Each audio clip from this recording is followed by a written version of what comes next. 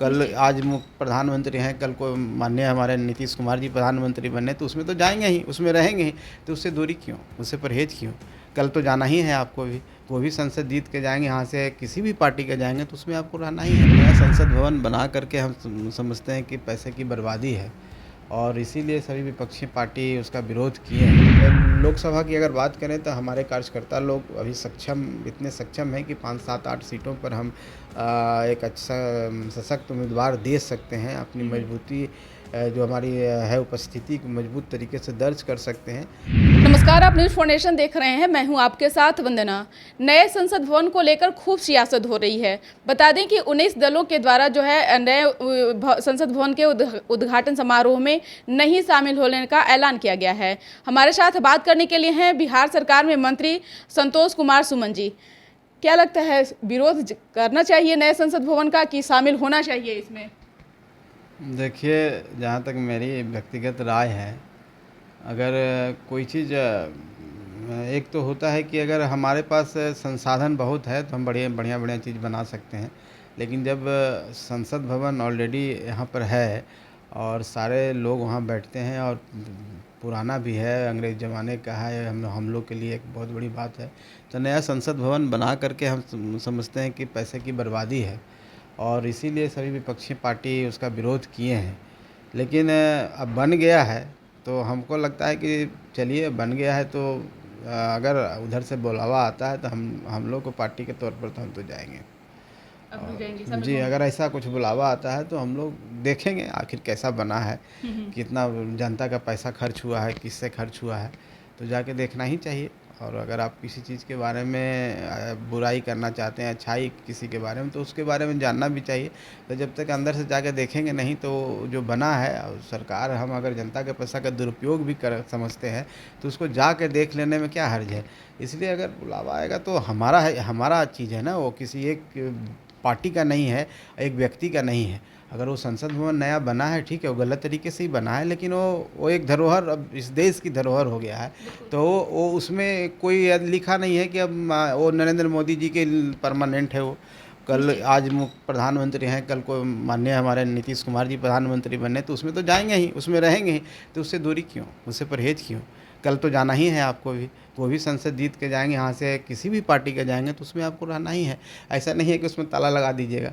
इसलिए हम समझते हैं कि इस तरह का जो विरोध है वो बेतुका विरोध है। बिल्कुल, लेकिन जिस तरह से नीतीश कुमार भी नहीं शामिल होने का ऐलान किए हैं, तो जाहिर सी बात है आप सब पार्टी कई जो घटक दल मिलकर के महागठबंधन की सरकार चला रहे हैं, सभी का एक ही है कि नीतीश कुमार प्रधानमंत्री बने।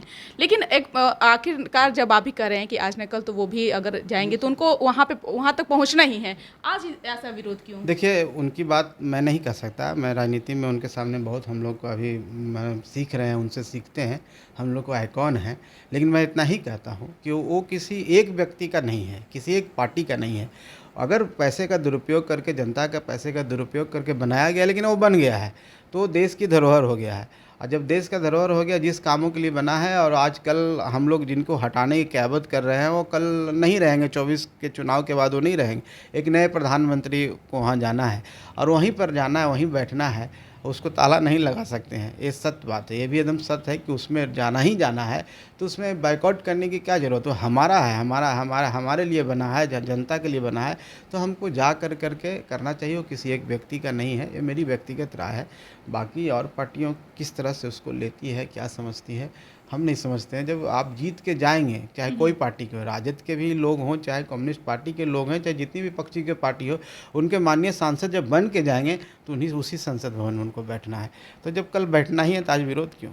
निश्चित तौर पे। लेकिन आपने कहा कि प्रधानमंत्री नीतीश कुमार जो है वह बनेंगे, ऐसा आपने भी कहा, और आपके साथ साथ कई घटक दल भी प्रधानमंत्री के फेस के तौर पे जो है नीतीश कुमार को ही आगे करते हैं। सवाल यह है कि विपक्षी एकजुटता को लेकर नीतीश कुमार जो अभी भ्रमण पर हैं, दौरा भी कर रहे हैं, दिल्ली हो, कई जगहों पर उन्होंने जाकर के विपक्षी दलों से मुलाकात किया। लेकिन सबसे महत्वपूर्ण बात यह होती है कि क्षेत्रीय पार्टियों को भी इग्नोर नहीं करना चाहिए। इस बात से आप भी सहमत हैं? क्योंकि 2024 का जो चुनाव है वो आर पार की लड़ाई है। बीजेपी एक तरफ है और एक तरफ पूरा देश का विरोधी एक तरफ है। ऐसे में आप आपका किस तरह से तैयारी चल रहा है, आपके पार्टी की तरफ से किस तरह का तैयारी? देखिए बिहार में महागठबंधन की सरकार है, 7 पार्टियों की सरकार है, किसी को इग्नोर नहीं किया जा रहा है। माननीय नीतीश कुमार जी ने अगुवाई की है, देश को एक नई दिशा देने का काम कर रहे हैं, एक विपक्ष को एकजुट करने की क़यादत कर रहे हैं और बात सही है कि जितना फैलाव हो चुका है भारतीय जनता पार्टी का और हर इंस्टीट्यूशन जो हमारे संस्थान है जिस पर लोकतंत्र की नींव टिकी हुई है, उस संस्थान पर कब्जा अप्रोक्ष रूप से है और उसको कहीं न कहीं उन छवि को धूमिल करने की कोशिश की जा रही है। चाहे आप जितने एजेंसियों को ले लें, जिस माध्यम से आए दिन आप देखते हैं, तो एक व्यक्ति आगे बढ़ के, बिहार के एक व्यक्ति आदरणीय नीतीश कुमार जी बढ़ के अगुवाई कर रहे हैं और उसमें उनको सफल हों, हम सब की ही इच्छा है। और हमारी व्यक्तिगत राय है और इसमें कि बिहार के कोई व्यक्ति अगर प्रधानमंत्री इस देश का बनता है, इस नेतृत्व करने के मौका मिलता है, तो हम बिहारियों के लिए गौरव की बात है और हम सबको एक होकर के उनका समर्थन करना चाहिए। जहाँ तक बात है कि आगे जा रहे हैं, लीड कर रहे हैं, लीड करने वाला कोई एक व्यक्ति होता है, हम लोग का नैतिक समर्थन है और हम लोग उनके साथ जाएँ ना जाएँ इससे कोई फ़र्क नहीं पड़ता है। हम अगर हमारी पार्टी की बात करते हैं तो हम लोग अपने स्तर से हम लोग कोशिश कर रहे हैं, हम लोग जनता के बीच में जा रहे हैं, उनको समझाने की कोशिश कर रहे हैं, उनका विश्वास जीतने का कोशिश कर रहे हैं और हमारी यात्रा भी चल रही है जो गाँव के तरफ जाती है। पहाड़ों के नीचे जब रहने वाले आदिवासी हैं उनके पास जाते हैं, उनसे बात करते हैं, उनके साथ खाना खाते हैं, उनका समर्थन हासिल करते हैं, उनका जो प्यार उत्साह देखते हैं उससे हम लोग को ऊर्जा मिलती है और उस ऊर्जा के साथ और हम लोग मेहनत करने के लिए तैयार कर रहे हैं। तो हम लोग की पूरी तैयारी कर रहे हैं कि हम वार्ड स्तर पर उन गरीबों को जा कर के उनको एक विश्वास दिलाएं कि हम हिंदुस्तानी अवाम मोर्चा आपकी पार्टी है और आपको आगे बढ़ कर के इसमें भाग लेना चाहिए, क्योंकि जब तक गरीब आगे नहीं बढ़ेगा, जब तक गरीब की भागीदारी राजनीति में सुनिश्चित नहीं होगी, तब तक ये जो कल्पना है लोकतंत्र के, जो गांधी जी की सपना है कि बैक वेंचर को, पीछे रहने वाले को, जिसको हम दलित कहते हैं, जिसको अनुसूचित जाति जनजाति कहते हैं, जब तक उनके हाथ में बागडोर नहीं आएगा इस राज्य का विकास संभव नहीं है। तो सबको मिल करके विकास करने की बात है। तो वो भी जो पीछे छूट चुके हैं, जो गरीब हैं, जो अपनी आवाज़ उनको नहीं अपनी बातों को रख पाते हैं, उनको आवाज़ देने के लिए भी एक सहारे की ज़रूरत होती है। जो संवाद करने में हिचकिचाते हैं, जो अपनी बातों को रखने में हिचकिचाते हैं, तो उनके लिए हम मंच तैयार कर रहा है, उनको विश्वास जगाने के लिए हम लोग घूम रहे हैं और हम समझते हैं कि ये एक बहुत आसान काम नहीं है, चुनौतियों भरा ये है और इसके लिए हम लोग घूम रहे हैं। 5 साल लगेगा, 10 साल लगेगा, लेकिन हर घर का बिहार के दरवाज़ा को खटखटाएंगे और इसके बाद हम लोग जब यहाँ से मजबूत होंगे, उनका आशीर्वाद मिलेगा, तो देश के दूसरे राज्यों में हमारी कोशिश रहेगी। तो हम इस तरह से काम कर रहा है। लेकिन आप जो पसीना बहा रहे हैं तो इसका क्या फलाफल मिलेगा? क्या लगता है कि चुनाव में आप कितने सीटों पर जो है वह आप रख रहे हैं कि हमें इतना सीट चाहिए? क्योंकि क्षेत्रीय पार्टियां भी बहुत महत्वपूर्ण भूमिका जो अदा करती है, बिना उसके कुछ नहीं होने वाला है। देखिए ये जो प्रक्रिया है, कोई भी काम आप करते हैं तो आप फलाफल की बात करते हैं तो तुरंत इंस्टेंट रिजल्ट नहीं आता है। रिजल्ट एक कंटिन्यूस प्रोसेस है और रिजल्ट आने में हो सकता है कि कुछ समय लग सकता है अभी। और चुनाव एक प्रक्रिया है लोकतंत्र में, जो आना है जाना है और चुनाव कोई पैमाना नहीं होता है। आपके जनता का कितना विश्वास है। कभी बहुत से अच्छे लोग जिनको वोटिंग परसेंटेज आप देखेंगे कर्नाटका में ज़्यादा जिनको वोट का परसेंटेज आया और सरकार में नहीं थे।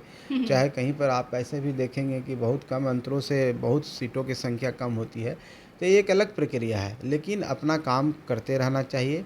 और जहाँ तक अभी हम लोग को एट प्रेजेंट कहते हैं तो हम लोग तैयारी किए हुए हैं। हमारे लोकसभा की अगर बात करें तो हमारे कार्यकर्ता लोग अभी इतने सक्षम हैं कि 5, 7, 8 सीटों पर हम एक अच्छा सशक्त उम्मीदवार दे सकते हैं। अपनी मजबूती जो हमारी है उपस्थिति को मजबूत तरीके से दर्ज कर सकते हैं।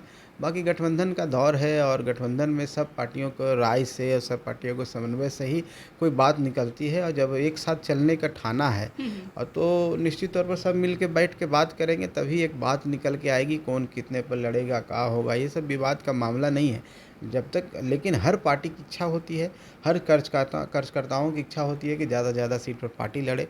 पार्टी जब लड़ती है तो कार्यकर्ताओं का निर्माण होता है, पार्टी की मजबूती मिलती है, हमारे कार्यकर्ता का मोरल बूस्टअप होता है और उमंग के साथ, जोश के साथ लगते हैं। तो हम लोग तो कोशिश कर रहे हैं, हम लोग मांग करेंगे पुरजोर तरीके से कि 5 से कम सीट पर हम नहीं लड़ें। बाकी आगे बैठ कर के बातें होंगी, उस पर क्या बातें निकलती है लेकिन ये बात भी सत्य है कि हम सीटों की संख्या को लेकर के गठबंधन तोड़ने के पक्ष में नहीं है। ये गठबंधन गरीबों के हित के लिए है और हमारे नेता आदरणीय श्री नीतीश कुमार जी और आदरणीय श्री जीतन राम मांझी जी गरीबों के लिए जाने जाते हैं और एक अच्छा नेतृत्व बिहार 17 सालों का उन्होंने नेतृत्व दिया, सबका विकास सबको साथ लेकर उन्होंने काम किया है और ख़ास करके जो वंचित वर्ग है उनको उठाने का काम किया है। और आज भी बिहार से वो अकेले नेता हैं जो पूरे देश में घूम करके लोगों को एक करने की कोशिश कर रहे हैं और उनकी कोशिश रंग ला रही है। आप देखेंगे कि बिहार में सभी पार्टियों की मीटिंग होने वाली है। मीटिंग से जो भी निकल के आएगा तो एक नई रणनीति और एक नई धार और नई दिशा देने का काम करेगा और नई ताकत उभर के आएगी। और ताकत कोई भी हो सकता है, माननीय नीतीश कुमार जी हो सकते हैं, कोई और भी नेता का नाम हो सकता है, लेकिन ये जो क़यादत है एक लोगों को बड़ी शक्ति को पछाड़ने के लिए एकजुटता ही सबसे बड़ी चीज़ है और एकजुट होकर ही हम सब सफल हो पाएंगे। लेकिन मंत्री जी, जिस तरह से आपने कहा कि हम सीटों को लेकर के हम गठबंधन नहीं तोड़ेंगे, लेकिन अपना हक भी एक मायने रखता है। आप जिस तरह से संघर्ष कर रहे हैं, कई महीनों से लगातार हम पार्टी की जो यात्रा है वह चल रही है, हर गांव हर कस्बे में आप पहुंच रहे हैं, कुछ तो उम्मीदें होंगी आपकी। देखिए, हम तो आपको कहे हैं कि हम लोग चाहते हैं कि 5 सीट पर लड़ें, कम से कम 5 सीट पर लड़ें। उम्मीद तो है और उम्मीद हमारी नहीं है, कार्यकर्ताओं की उम्मीद है। और कार्यकर्ता जब मेहनत करता है, पसीना बहाता है, तो उसकी भी इच्छा होती है। और पार्टी के तौर पर अगर पार्टी को मजबूत बनाना है, पार्टी को आगे ले जाना है, तो पार्टी भी चाहती है कि हम ज़्यादा से ज़्यादा सीटों पर लड़ें। तो हमारी मांग रहेगी और हम भी चाहते हैं एक सम्मानजनक समझौता हो, सम्मानजनक हम लोग को संख्या मिले, ताकि हम अपने कार्यकर्ताओं के सामने कह सकें कि हमने भी आपके लिए और आपके हक की लड़ाई लड़ी है। और हमको ऐसा लगता है, देखिए ये तो प्रीमैच्योर बात है कि हम ये बोल दें कि आप बोल दें कि आपको कम सीट मिलने वाला है, चाहे हम बोल दें कि ज़्यादा सीट मिले। जब तक कोई बात नहीं होती है तो इस कंक्लूज़न पर नहीं निकल सकते हैं। लेकिन सब लोग जितने भी पार्टी के लीडर हैं, सब लोग समझते हैं, सब संजीदा हैं और सब बिहार के तरक्की के लिए, विकास के लिए सब तत्पर हैं और सब मिल करके सबका सहयोग से, एक छोटा चींटी का भी सहयोग होता है। तो उस तरह से अगर हम हाथी का बल देता हाँ, है। हम अगर हमारी लिमिटेशंस इस बात में हम कह सकते हैं कि हम संख्या वाले विधायकों में कम हैं। अगर हम 4 विधायकों की पार्टी है तो उस हिसाब से नहीं आका जाए और आका जाए कि अभी एट प्रेजेंट हम कितना आपको मदद कर सकते हैं, हमारी वोट शेयर कितना है, तो उस हिसाब से बात करेंगे। तो हमको सम्मानजनक सीट मिलना चाहिए और उसके अधिकार भी हम लोग हैं और उसके लिए हर फोरम पर जहां उचित माध्यम है, उचित फोरम है, वहाँ पर हम अपनी बात को पुरजोर तरीके से रखेंगे और अपनी मांग को कभी कमज़ोर होने नहीं तो देंगे। क्या आपने जो मीटिंग की बात छेड़ी थी, उस मीटिंग में इस बात को भी आप लोग रखेंगे? देखिए, निश्चित तौर पर ये सारी बातें होंगी और आने वाला समय में मीटिंग होगी तो बात तो रखेंगे ही। अब बात तो रखनी भी चाहिए, लोकतंत्र में हमारा अधिकार है। हम जनता के जिनके लिए लड़ाई लड़ रहे हैं, हम उन्हीं को टिकट देना चाहते हैं ताकि उनके अंदर भी एक तो आत्मसम्मान जागृत हो। हम 7 सीटों पर लड़े हैं तो हम दो तीन जगह पर उन लोगों को टिकट दिए। एक हमारे देखिए प्रफुल्ल मांझी जी जीत के आए उस समाज से, बिल्कुल। तो एक उनके बीच में भी एक अच्छी उपेक्षा जो आकांक्षा जो होती है, महत्वाकांक्षा होती है, जागती है। और जब तक गरीब नहीं जागेगा तब तक कैसे लोकतंत्र फले फूलेगा। लोकतंत्र जो जिसको हम सही मायने में कहते हैं, तब कैसे निकलेगा। गरीब एक पीछे रह जाएगा और एक व्यक्ति आगे रह जाएगा, उसकी भागीदारी नहीं होगी। आप दलितों में भी देखेंगे, दलितों में भी बहुत सारी 22 जातियां हैं यहाँ पर। तो आप देखिए ना, आप उठा कर देखिए 38 सीटों पर हमारा विधानसभा में हमारा रिजर्व कंस्टिट्यूंसी है, 6 हमारा लोकसभा है। अगर आप उस कंपेरिजन में देखेंगे तो देखेंगे कि एक ही 2 कास्ट में उसका वर्चस्व है, डोमिनेशन है। तो इससे नहीं चलेगा, उसको हमको पाटना है, उन लोगों को भी प्रतिनिधित्व देना है जो आज तक उनको प्रतिनिधि नहीं मिला। तो इस ऐसी क़यादत हम लोग कोशिश कर रहे हैं कि उन लोगों को मौका मिले ताकि उन लोगों में जागरूकता आए। और सब जब जागरूक हो जाएगा तो ये जो बैरियर है कास्ट का, चाहे और भी ऊंच नीच का, गरीब अमीर का, ये सब जो बहुत सारी संकीर्णता है समाज में, अपने आप खत्म हो जाएगी। निश्चित तौर पे एक अंतिम सवाल है कि जीतन राम मांझी एक बहुत सुलझे हुए नेता रहे हैं और बिहार के पूर्व मुख्यमंत्री भी रहे हैं। ऐसे में जो कंधों पर जो जिम्मेवारी थी जीतन राम मांझी जी का, वो कंधों की जिम्मेवारी अब आपके कंधों पे डाल दी गई है। आप मंत्री भी हैं बिहार सरकार में, कैसे सब कामों को संभालेंगे?